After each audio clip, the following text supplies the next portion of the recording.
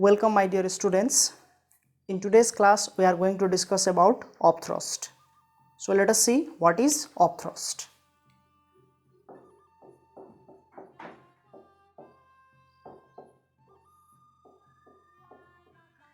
Upthrust can be defined as the resultant upward force acting in a body when a body is partially or completely immersed in the liquid. So what is this definition saying? Let us understand that by the figure. Suppose this is a beaker.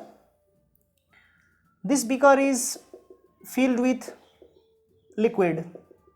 It can be anything, but for our convenience, suppose this is water. And inside this liquid there is a block. There is a square block which is completely immersed in the liquid. The density of this liquid is, for my convenience, I will suppose it to be D.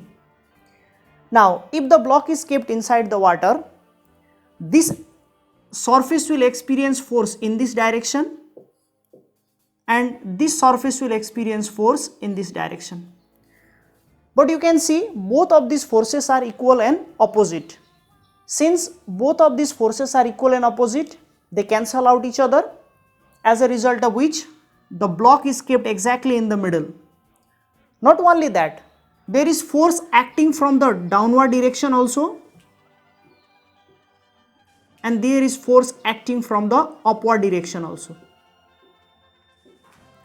Now, the force acting from the downward direction is greater in magnitude than the force acting from the upward direction, and force acting from downward direction and force acting from upward direction, they are in different direction. They are opposite to each other, so they cancel out each other. If I represent force acting in upward direction by Fu, and if I represent force acting in downward direction as Fd, then we can see Fu is greater than Fd. So resultant upward force is Fu minus Fd. This resultant upward force is called upthrust. So the resultant force acting in the upward direction when a body is partially or completely immersed in the liquid is called upthrust. By the help of this figure, we can understand the definition of upthrust. But there are so many questions which are left to be answered. Those questions will be answered once we start deriving formula to calculate the upthrust experienced by a body. Here we can see this square block. For my convenience, I am going to name this square block as ABCD. And by the symmetry of the figure, since it is a square, the area of the surface AB is A and the area of surface CD is also A. The area of surface AB is A and area of surface CD is also A. Both the areas are equal. Now, if this is the maximum height of the liquid, then what is the depth or height of surface CD from the level of liquid? Suppose this height is H1. I have represented this height to be H1, and this height, suppose it is H2. The height of or the depth of surface AB from the level of liquid is H2 and the depth of surface CD from the level of liquid is H1. And the overall height of this square block, suppose it is H. So by the symmetry of the figure you can see H will be equal to what? H will be equal to H2 minus H1. This can be easily seen from the symmetry of the figure. H is equal to H2 minus H1. Now, after this much, we are in a position to derive upthrust. So, what is the pressure, liquid pressure acting on surface CD? So, liquid pressure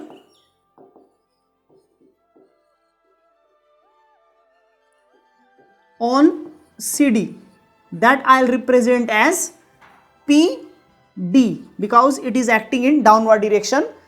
So I will represent as PD. So that will be pressure, liquid pressure formula is we have already derived P is equal to h dg. So h dg, density of the liquid is d, g is acceleration due to gravity, h is the height of the liquid. But in this particular case, my height is going to be h1. So I will represent height by h1, and liquid pressure on CD will be h1 dg. Now we also know pressure is equal to force by area. Pressure is equal to force by area. So if I multiply pressure by the area, I will get force. So similar technique I am going to apply here. This is liquid pressure on CD.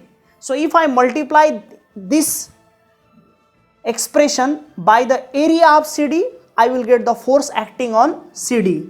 So that force is acting in downward direction. So I can write downward force acting on CD, that I will represent by FD. So that will be H1 dGA. That will be H1 dGA. So similarly, in the similar way, liquid pressure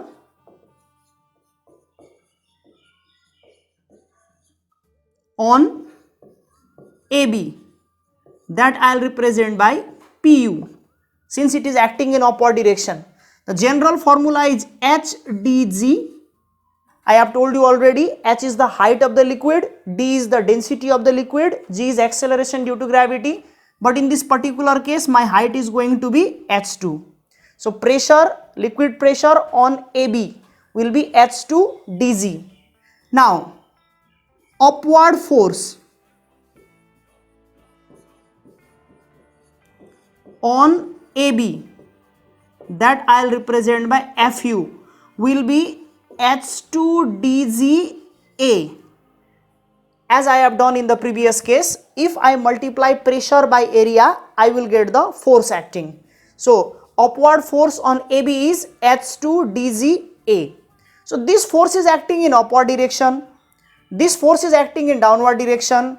So let us compare FD and Fu. When we compare Fu and FD, you can see density is same, acceleration due to gravity is also same, area is also same, but the only thing differing is height.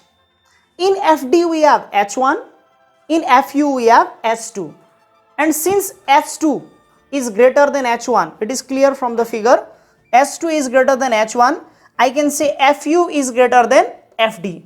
This thing I have said already, but I did not give the explanation, but here you can get the mathematical explanation why force acting from upward direction, force acting in upward direction is more than the force acting in downward direction.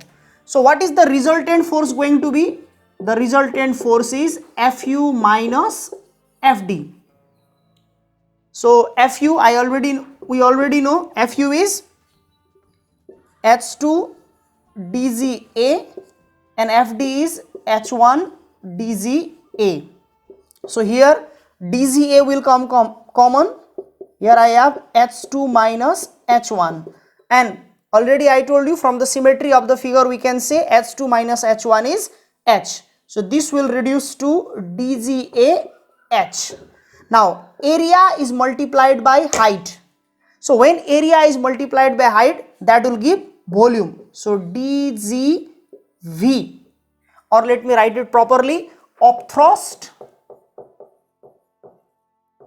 which we represent by U, is given by the formula VdG. So in this way we are able to derive the formula to calculate upthrust. So by looking at this formula, we can easily say what are the factors upon which the upthrust experienced by your body depend. The first factor is, we all know, it is the volume of the body. It depends upon the volume of the body. The second factor is density, but many students will have confusion. Density of what? Since I have told here volume of body, some of the student will think that it is the density of the body. That is a wrong, that is a mistake you can make. It is not the density of the body, rather it is the density of liquid. in which the body is immersed. And the third factor is acceleration due to gravity. Now, important thing to consider, upthrust experienced by a body depend upon the density of the liquid in which the body is immersed. So based upon this concept, there are many reasoning questions. Those reasoning questions we are going to do in the later classes. For today's class, this is it. Thank you, students.